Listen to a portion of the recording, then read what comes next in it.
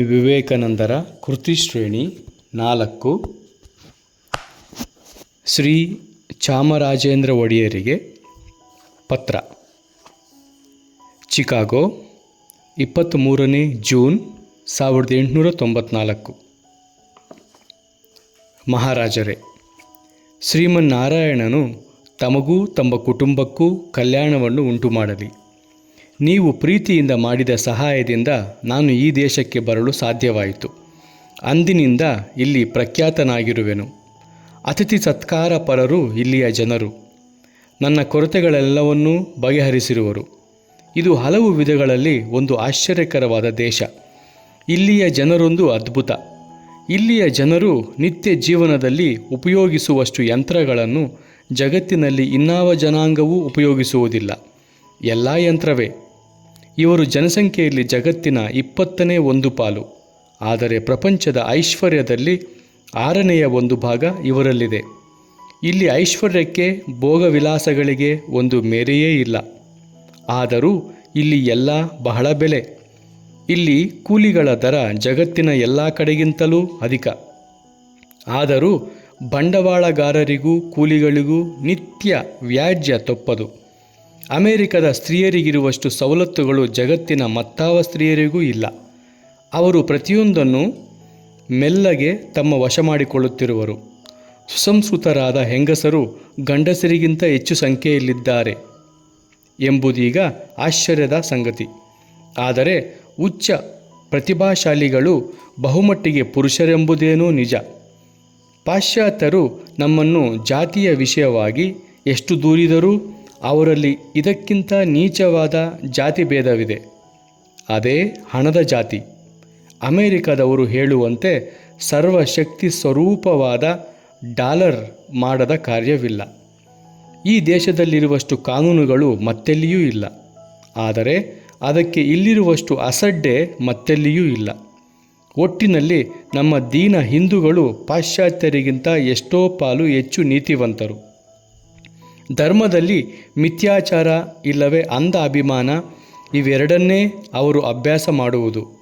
ಇಲ್ಲಿನ ಆಲೋಚನಾಪರರಿಗೆ ಮೂಢನಂಬಿಕೆಗಳಿಂದ ಕೂಡಿದ ಅವರ ಧರ್ಮದಲ್ಲಿ ಬೇಜಾರು ಹುಟ್ಟಿ ಹೊಸ ಬೆಳಕು ಭಾರತದಿಂದ ಬರುವುದೆಂದು ಕಾಯುತ್ತಿರುವರು. ಪವಿತ್ರ ವೇದಗಳಲ್ಲಿರುವ ಆಧುನಿಕ ವಿಜ್ಞಾನಗಳ ಆಘಾತದಿಂದ ಸ್ವಲ್ಪವೂ ಕುಂದದ ಮಹದಾಲೋಚನೆಗಳ ಯಾವುದೇ ಸ್ವಲ್ಪ ಭಾಗವನ್ನೇ ಆಗಲಿ ಈ ದೇಶದ ಜನರು ಸ್ವೀಕರಿಸಲು ಹೇಗೆ ಉತ್ಸುಕರಾಗಿದ್ದಾರೆ ಎಂಬುದನ್ನು ನೋಡಿದರೆ ಮಾತ್ರ ನಿಮಗೆ ನಂಬಲು ಸಾಧ್ಯವಾಗುತ್ತದೆ. ಶೂನ್ಯದಿಂದ ಸೃಷ್ಟಿ, ಹೊಸದಾಗಿ ಸೃಷ್ಟಿಸಿದ ಜೀವ, ಸ್ವರ್ಗವೆನ್ನುವಲ್ಲಿ ಸಿಂಹಾಸನದ ಮೇಲೆ ಕುಳಿತು ಆಳುತ್ತಿರುವ ಕ್ರೂರನೂ ಅತ್ಯಾಚಾರಿಯೂ ಆದ ಈಶ್ವರ, ಕೆಳಗೆ ನಿತ್ಯ ನರಕಯಾತನೆ, ಇವು ವಿದ್ಯಾವಂತರನ್ನೆಲ್ಲ ಬೇಸರಿಸಿವೆ. ಸೃಷ್ಟಿಯ ಅನಾದಿತ್ವ, ಅದರಂತೆ ಆತ್ಮದ ನಿತ್ಯತ್ವ ಮತ್ತು ನಮ್ಮ ಆತ್ಮದಲ್ಲೇ ಅವಸ್ಥಿತವಾದ ಪರಮಾತ್ಮ, ಇವುಗಳನ್ನು ಒಂದಲ್ಲ ಒಂದು ವಿಧದಲ್ಲಿ ಕಲಿಯುತ್ತಿರುವರು. ಇನ್ನು 50 ವರ್ಷಗಳಲ್ಲಿ ಪ್ರಪಂಚದ ವಿದ್ಯಾವಂತರುಗಳೆಲ್ಲರೂ ವೇದದಲ್ಲಿ ಹೇಳಿರುವ ಸೃಷ್ಟಿ ಮತ್ತು ಆತ್ಮದ ಅನಾದಿತ್ವವನ್ನು ಮತ್ತು ದೈವತ್ವವೇ ಮಾನವನ ಚರಮ ಗುರಿ ಹಾಗೂ ಪೂರ್ಣಾವಸ್ಥೆ ಎಂಬ ವಿಷಯಗಳನ್ನು ನಂಬುವರು. ಈಗಲೂ ಕೂಡ ವಿದ್ಯಾವಂತರಾದ ಪಾದ್ರಿಗಳು ಬೈಬಲನ್ನು ಆ ದೃಷ್ಟಿಯಿಂದ ವಿವರಿಸುತ್ತಿರುವರು. ಅವರಿಗೆ ಹೆಚ್ಚು ಆಧ್ಯಾತ್ಮಿಕ ವಿದ್ಯೆ ಬೇಕು, ನಮಗೆ ಹೆಚ್ಚು ಐಹಿಕ ಉನ್ನತಿಯ ಶಿಕ್ಷಣ ಬೇಕು ಎಂಬುದು ನನ್ನ ನಿರ್ಧಾರ. ಭಾರತ ವರ್ಷದಲ್ಲಿರುವ ದೌರ್ಭಾಗ್ಯಕ್ಕೆಲ್ಲ ಮೂಲ ಅಲ್ಲಿರುವ ಬಡವ ಜನರ ಸ್ಥಿತಿ. ಪಾಶ್ಚಾತ್ಯ ದೇಶಗಳಲ್ಲಿ ಬಡವರು ಪಿಚಾಚಿಗಳಂತೆ. ಅವರೊಂದಿಗೆ ಹೋಲಿಸಿದರೆ ನಮ್ಮ ಬಡವರು ದೇವತೆಗಳು. ಆದುದರಿಂದಲೇ ಅವರನ್ನು ಉದ್ಧಾರ ಮಾಡುವುದು ಸುಲಭ. ಹೀನ ಸ್ಥಿತಿಯಲ್ಲಿರುವ ನಮ್ಮ ಬಡವರಿಗೆ ನಾವು ಮಾಡಬೇಕಾದ ಮುಖ್ಯ ಕರ್ತವ್ಯವೇ ಅವರಿಗೆ ವಿದ್ಯೆಯನ್ನು ಕೊಟ್ಟು ಅವರನ್ನು ಪುನಃ ಮಾನವರನ್ನಾಗಿ ಮಾಡುವುದು. ನಮ್ಮ ಹಿಂದೂ ರಾಜರಿಗೂ ಅವರ ಪ್ರಜೆಗಳಿಗೂ ಇರುವ ಕೆಲಸವೇ ಇದು. ಆದರೆ ಇದುವರೆಗೂ ಆ ದಾರಿಯಲ್ಲಿ ಯಾವ ಪ್ರಯತ್ನವೂ ನಡೆದಿಲ್ಲ. ಪುರೋಹಿತರ ದರ್ಪ ಮತ್ತು ಪರದೇಶದ ಜನರ ಕೈಯಲ್ಲಿ ಪಡೆದ ಸೋಲು ಅನೇಕ ಶತಮಾನದಿಂದ ಅವರನ್ನು ನೆಲಕ್ಕೆ ತುಳಿದಿದೆ. ಕೊನೆಗೆ ಭರತಖಂಡದ ಬಡವರು ತಾವು ಮಾನವರೆಂಬುದನ್ನು ಮರೆತಿರುವರು. ಅವರನ್ನು ಆಲೋಚನಾಪರರನ್ನಾಗಿ ಮಾಡಬೇಕು. ಪ್ರಪಂಚದಲ್ಲಿ ಅವರ ಸುತ್ತಲೂ ಏನು ಆಗುತ್ತಿದೆ ಎಂಬುದನ್ನು ನೋಡಲು ಕಣ್ಣು ತೆರೆಯುವಂತೆ ಮಾಡಬೇಕು. ಅನಂತರ ಅವರ ಉದ್ಧಾರವನ್ನು ಅವರೇ ಮಾಡಿಕೊಳ್ಳುವರು. ಪ್ರತಿಯೊಂದು ರಾಷ್ಟ್ರವು, ಪ್ರತಿಯೊಬ್ಬ ಪುರುಷನೂ, ಪ್ರತಿಯೊಬ್ಬ ಸ್ತ್ರೀಯೂ ತಮ್ಮ ವಿಮೋಚನೆಗೆ ತಾವೇ ಪ್ರಯತ್ನ ಪಡಬೇಕು. ಆಲೋಚನಾ ಶಕ್ತಿಯನ್ನು ಅವರಿಗೆ ಕೊಡಿ. ಅವರಿಗೆ ಬೇಕಾಗಿರುವ ಸಹಾಯ ಅದೊಂದೇ. ಅನಂತರ ಇವುಗಳ ಪರಿಣಾಮವಾಗಿ ಉಳಿದುದೆಲ್ಲ ಬಂದೇ ಬರುವುದು. ಸಾಮಗ್ರಿಗಳನ್ನು ಒದಗಿಸಿಕೊಡುವುದು ನಮ್ಮ ಕೆಲಸ. ಉಳಿದುದು ಪ್ರಕೃತಿ ನಿಯಮದ ಕೆಲಸ. ಮಿಕ್ಕ ಕೆಲಸವನ್ನು ಅವರೇ ಮಾಡುವರು.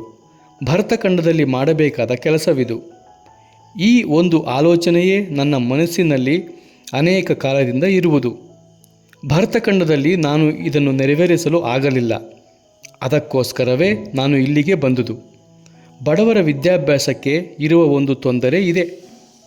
ನೀವು ಪ್ರತಿಯೊಂದು ಹಳ್ಳಿಯಲ್ಲಿಯೂ ಒಂದು ಪಾಠಶಾಲೆಯನ್ನು ತೆರೆಯಬಹುದು. ಆದರೂ ಇದರಿಂದ ಅಷ್ಟು ಅನುಕೂಲವಾಗುವುದಿಲ್ಲ. ಭಾರತದಲ್ಲಿ ಬಡತನ ಬಹಳ ಹೆಚ್ಚು. ಬಡ ಹುಡುಗರು ತಮ್ಮ ತಂದೆಯ ಸಹಾಯಕ್ಕಾಗಿ ಹೊಲಕ್ಕೆ ಹೋಗುವರು ಅಥವಾ ಜೀವನೋಪಾಯಕ್ಕಾಗಿ ಮತ್ತಾವುದಾದರೂ ಕಸಬನ್ನು ಕಲಿಯುವರೇ ಹೊರತು ಶಾಲೆಗೆ ಹೋಗಲು ಆಗುವುದಿಲ್ಲ. ಬೆಟ್ಟ ಮಹಮ್ಮದನ ಸಮೀಪಕ್ಕೆ ಬರದೇ ಇದ್ದರೆ ಮಹಮ್ಮದನೇ ಬೆಟ್ಟದ ಸಮೀಪಕ್ಕೆ ಬರಬೇಕು. ಬಡ ಹುಡುಗನು ವಿದ್ಯಾವ್ಯಾಸಂಗಕ್ಕೆ ಬರದೇ ಇದ್ದರೆ ವಿದ್ಯೆ ಅವನ ಬಳಿಗೆ ಬರಬೇಕು. ನಮ್ಮ ದೇಶದಲ್ಲಿ ಸ್ವಾರ್ಥ ತ್ಯಾಗ ಮಾಡಿದ ಹಲವು ಸನ್ಯಾಸಿಗಳು ಹಳ್ಳಿಯಿಂದ ಹಳ್ಳಿಗೆ ಧರ್ಮವನ್ನು ಬೋಧನೆ ಮಾಡುತ್ತಾ ಹೋಗುತ್ತಿರುವರು.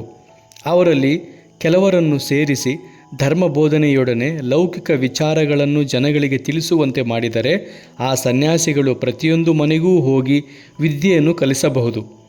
ಇವರಲ್ಲಿ ಒಬ್ಬರು ಸಂಜೆ ಒಂದು ಹಳ್ಳಿಗೆ ಮಾಯಾದೀಪ, ಭೂಪಟ, ಗೋಳ ಇವುಗಳೊಂದಿಗೆ ಹೋದರೆ ಗ್ರಾಮಸ್ಥರಿಗೆ ಖಗೋಳಶಾಸ್ತ್ರ, ಭೂಗೋಳಶಾಸ್ತ್ರಗಳನ್ನು ಕಲಿಸಬಹುದು.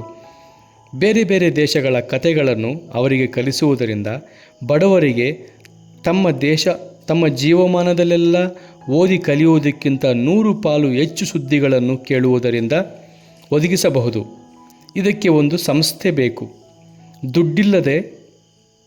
ದುಡ್ಡಿಲ್ಲದೆ ಒಂದು ಸಂಸ್ಥೆಯಾಗದು. ಒಂದು ಗಾಲಿಯನ್ನು ಚಲಿಸುವಂತೆ ಮಾಡುವುದು ಬಹಳ ಕಷ್ಟ. ಆದರೆ ಎಂದು ಅದನ್ನು ಚಲಿಸುವಂತೆ ಮಾಡುವೆವೋ ಅಂದಿನಿಂದ ಬರಬರುತ್ತಾ ಹೆಚ್ಚು ವೇಗದಲ್ಲಿ ಚಲಿಸುವುದು. ನಮ್ಮ ದೇಶದಲ್ಲಿ ಇದಕ್ಕೆ ಸಹಾಯವನ್ನು ಹುಡುಕಿ ಬೇಸೆತ್ತು ಅಲ್ಲಿಯ ಯಾವ ಶ್ರೀಮಂತರಿಂದಲೂ ಸಹಾನುಭೂತಿ ಸಿಕ್ಕದೆ ಮಹಾರಾಜರ ಸಹಾಯದಿಂದ ಈ ದೇಶಕ್ಕೆ ಬಂದೆನು. ಅಮೆರಿಕದ ದೇಶೀಯರಿಗೆ ಇಂಡಿಯಾ ದೇಶದ ಬಡಜನರು ಸತ್ತರೇನು ಬದುಕಿದರೇನು, ನಮ್ಮ ಜನರೇ ತಮ್ಮ ಸ್ವಾರ್ಥವನ್ನಲ್ಲದೆ ಬೇರೆ ಏನನ್ನೂ ಆಲೋಚಿಸದೇ ಇರುವಾಗ ಅನ್ಯರಿಗೆ ಇದರ ಪಾಡೇನು? ಎಲೈ ಮಹಾನುಭಾವನಾದ ದೊರೆಯೇ, ಕೆಲವು ದಿನದ ಬಾಳುವೆಯದು ಈ ಜನ್ಮ. ಜಗತ್ತಿನ ಸುಖ ಭೋಗಗಳೆಲ್ಲ ಕ್ಷಣಿಕ. ಯಾರು ಪರರ ಹಿತಕ್ಕಾಗಿ ಬದುಕುವರೋ ಅವರೇ ಜೀವಂತರು, ಉಳಿದವರು ಜೀವಶವಗಳು. ತಮ್ಮಂತಹ ಉದಾರ ಮನಸ್ಸಿನ ಭರತಖಂಡದ ರಾಜರೊಬ್ಬರು ಅಧೋಗತಿಗಿಳಿದ ಭರತಖಂಡವನ್ನು ಪುನಃ ಮೇಲೆತ್ತುವುದಕ್ಕೆ ಎಷ್ಟೋ ಸಹಾಯ ಮಾಡಬಹುದು. ಮುಂದಿನ ಜನಾಂಗ ದೀರ್ಘಕಾಲ ತಮ್ಮನ್ನು ಸ್ಮರಿಸಿ ಕೊಂಡಾಡುವಂತಹ ಕೀರ್ತಿಯನ್ನು ಗಳಿಸಬಹುದು. ಅಜ್ಞಾನಾಂಧಕಾರದಲ್ಲಿ ಮುಳುಗಿ ನರಳುತ್ತಿರುವ ಕೋಟ್ಯಾನುಕೋಟಿ ಭಾರತೀಯರಿಗಾಗಿ ಭಗವಂತನು ತಮ್ಮ ಹೃದಯ ಮರುಗುವಂತೆ ಮಾಡಲಿ ಎಂಬುದೇ ನನ್ನ ಪ್ರಾರ್ಥನೆ. ನಿಮ್ಮ ವಿವೇಕಾನಂದ.